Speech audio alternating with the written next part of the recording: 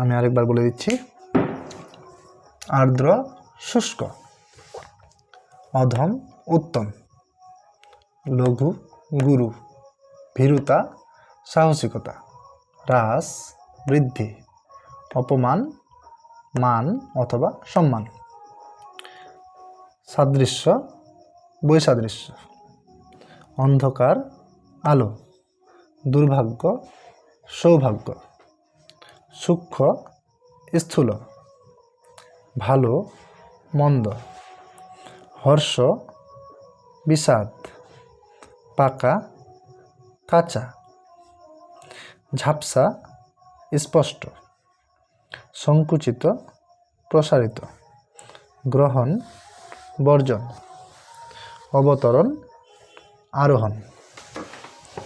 আশা করি সবাই বুঝতে পেরেছ। তো প্রতিদিন বিপরীত শব্দ, পদ পরিবর্তন, ব্যাকরণ নিয়ে আলোচনা হবে। নমস্কার।